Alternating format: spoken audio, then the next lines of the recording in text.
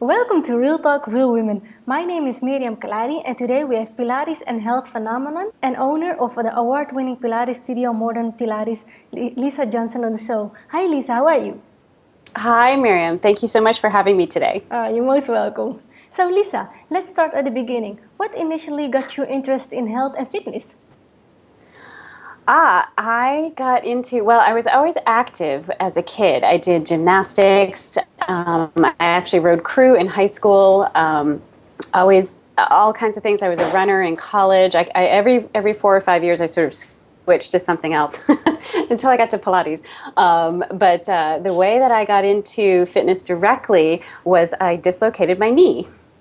I was pretending I was Janet Jackson in my living room, and I was like breakdancing away, and my kneecap went sideways and stayed there. So I had an ambulance ride, and I had physical therapy, and through the process of physical therapy, I really fell in love with weight training, and that led to me becoming a personal trainer, and then I discovered Pilates to actually, my knee was better, but still not completely healed. And I found a Pilates person who showed me a couple of tricks and literally fixed my knee. Never had to, they told me I was going to have surgery again, and I haven't needed surgery. It's been like 18 years now. And that's how I got into fitness. It was the best accident I ever had. Wow. So, you became a certified personal trainer in 1997 and went on to open Modern Pilates in 1999. Why Pilates? I really enjoyed doing personal training, and I liked working out all the time. I was a total gym rat. I used to work out at a mostly male gym, so I kind of got into it with the boys, and I was doing heavy lifting and all that kind of stuff. But when I discovered Pilates, I actually did it as a vacation trip to Toronto. I decided to get a vacation, get a little training in, and I literally hadn't done any Pilates before I walked into the training program. And I walked out 4 hours later going, oh my God, this is where I'm supposed to be. This is my passion. This is it. This is absolutely what I need to be doing. And I just threw myself into it. There weren't a lot of Pilates instructors back then, so I had to dig people up and throw myself at them and make them train me. So, and that's what started the process for me. And it really was, I call it it was, the skies opened up and the sun shined down and the angels went, ah, and it was my epiphany. It was exactly what I was supposed to be doing. Amazing. And for those watching who are unfamiliar with Pilates, can you explain in your own words what Pilates is and how it's different from other types of exercise? Sure. The biggest difference is in the way you connect your abdominals. So what we do is basically, if you sit up straight, drop your shoulders, and suck your belly button in like you've got a cold belt buckle on and you're trying to pull your abs away from your belt buckle. That, in a nutshell, is Pilates. And then the other piece of it is resistance training. So it's similar to a free weight workout in a gym or something like that. But what we do has a lot of fluidity to it, has a lot of flow. So instead of doing 3 sets to 10, you do one set of 8 to 12 of one thing, and then you immediately change and do the next thing. So when you're taking a Pilates class, either mat or equipment, you're going to be moving the entire time. There's no downtime. You're not sitting around. You're just go. Pilates has over 600 exercises. To a lot of people, that might sound overwhelming. Do you feel Pilates is accessible for everyone? Oh, sure. It's actually because there's so many exercises that it is accessible to everyone. So you can start off with some very simple, easy exercises. We work with people in rehab situations. I literally have a client that was hit by a bus, and I work with her to get her improving and up in shape. And then at the higher end, we do super advanced work, which I am also working with an Olympic hopeful. So I'm working with him on some really high-end movement stuff. So it can be very simple, very basic and restorative, or it can be, excuse my phrase, balls to the walls, as hard as any other exercise that there is out there. You're also the only Pilates instructor who is accepted as an educational affiliate member of the American College of Obstetrics and Gynecologists. What can you tell us about the benefits of Pilates during and after pregnancy?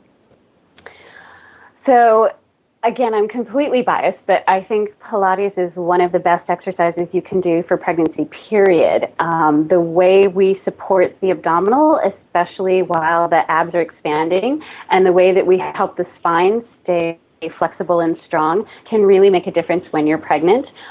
Your abdominals can stretch up to 300% during your pregnancy, which is kind of appalling. But with Pilates, you can definitely get it right back right after your pregnancy. And if you do Pilates throughout your pregnancy, it'll make it faster to come back once you've had the baby. When you're done with your pregnancy, your spine, kind of moves gradually while you're pregnant. And once the baby's head turns down for, usually 2 weeks before delivery, your tailbone kicks out. And you're basically, it's called lordosis. There's a curve in your lower back, and you're basically stuck in that position until delivery. But your spine gradually gets there over the 9 months. Once you've delivered, the baby's out, your spine doesn't really know where to go. It's kind of sudden.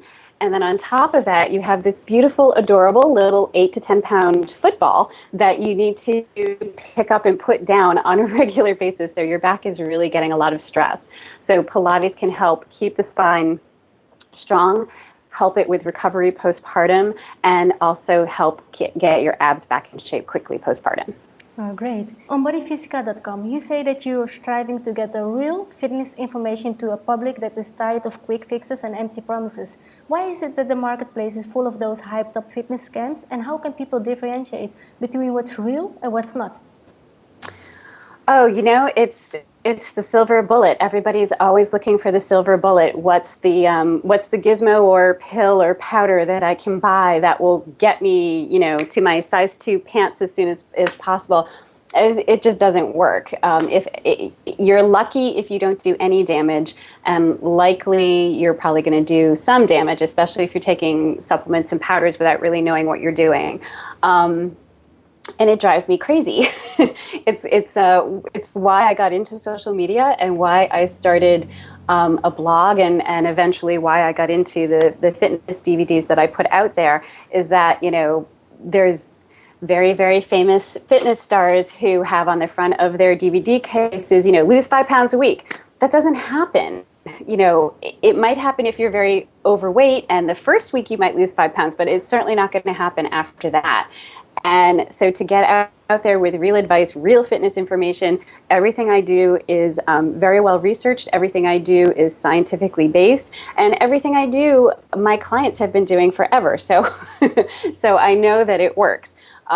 That's actually what drives me nuts about the fitness industry. There's, I think, about 80% of all research in the fitness industry is from companies that are trying to sell something. They're paying for the research. And then you're reading it like it's an actual study when the reality is it's just marketing. How can people differentiate between what's real and what's not? Yeah, I know. You can't really. It's hard. For a lay person who doesn't have the background as my certification is over 500 hours. I know anatomy, I know physiology. I'm a fitness geek. I'm an anatomy geek. I like to read studies and stuff like that. So it's really hard for a layperson to look at a piece of information and decide if it's valid or not. It helps. Some of the cues that you're probably getting a good study is if it's from a university of some sort, then it's probably a good study. The Australians have some really great research on exercise physiology and kinesiology. So if it's a study in that direction, the Aussies are usually really good. The Canadians are great on back stuff. They've got anything from McGill University has some really good researchers there. They do some great information there. Actually, interval training, high intensity interval training. A lot of my research comes from McGill University. And then it's just kind of the BS test, like, does this sound too good to be true? Then it probably is. Okay. So. Thank you. And I know you have some impressive credentials and have studied throughout the globe. How important is it to keep educated yourself as a trainer, and what is your approach to learning? So all trainers need trainers. You can't just kind of be in a bubble. You need to get out there. I just came back from a weekend conference where I was moving for 21 hours in 3 days. I was pretty sore. But most certifications require you to do continuing education credits. My particular certification is 6 hours a year. Most good instructors do more than that, and we all collaborate with other instructors. So at my studio, I take my other instructors' classes, they take mine, and we're always sharing. If a client comes in with a particular issue, we'll sort of collaborate and come up with a program design for them that'll work for them. You need to stay up on all the industry studies that are coming out, fitness organizations that send out magazines and stuff. You need to read that. All that kind of stuff keeps you on top of it. You've developed several fitness DVDs and you've been writing for many years now, but you're also very active on social media, and according to Cloud, you are the #1 influencer for Pilates. How have social media changed your ability to educate people and share your knowledge around the globe? You know, it's great. I used to, my clients would come in and they'd be like, I just read this study about such and such. And I'd be like, okay, that's complete BS, and here's why. And they'd be like, oh. So now instead of telling 2 or 3 people that the latest study isn't looking at things quite the right way, now I can tell anybody who Googles me. So the conversation has really expanded from literally about a dozen people to about 23,000 people, or how many Twitter followers I have. In addition to that, there are a lot of Pilates professionals that are on social media, especially Twitter. So when one of us has a question, we can kind of put it out there. You know, did you see this study? What do you think of it? And that is a great way to learn from your peers. You've been at this for about 15 years now. What has been your biggest lesson along the way? I still can't believe I've done anything for 15 years. It's kind of amazing. Gosh, what is my biggest lesson? It's about consistency.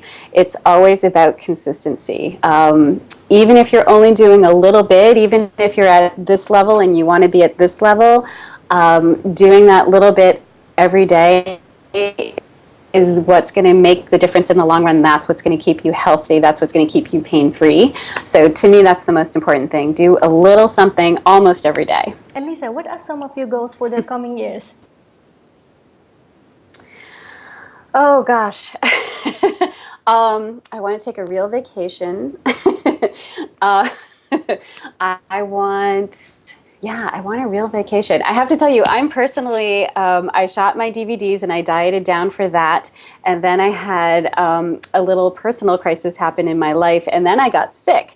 I had a massive sinus infection for like 3 months. It took them 3 times to get it done. And I went back up a dress size. So I'm working that off again right now, getting my butt back down to my skinny jeans. And the other big thing that I'm doing this year is really enjoying my kitchen. I have a food blog as well, and it's called truefoodmovement.com. And I've been cooking a ton and playing with food photography and really getting into that. That's been actually a blast. Wow, amazing. And where can people go to learn more about you online? The 2 best places to find me are my blog, which is lisajohnsonfitness.com, and I am pretty much always on Twitter, which is @LisaJohnson. Okay, and I will make sure to put all the links below this video. Lisa, do you feel there's anything we've missed that you would like to cover today? I know. You had that great interview with Danny Johnson, who I love. I think she's great, the founder of the Sweaty Betties. And we're going like so fast. This is because I'm from Boston and I talk really fast. What would I say? You know what I would say?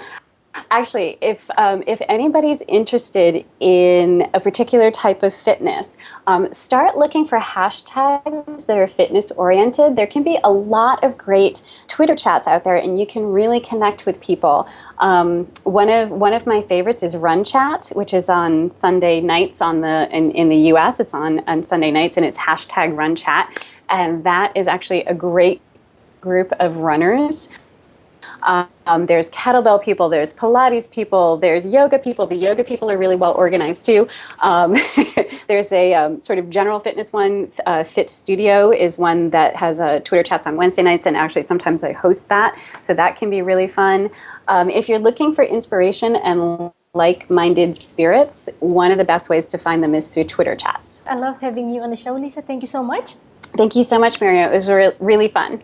And thank you so much for watching. My name is Miriam Khalladi, and I will see you on the next episode of Real Talk, Real Women.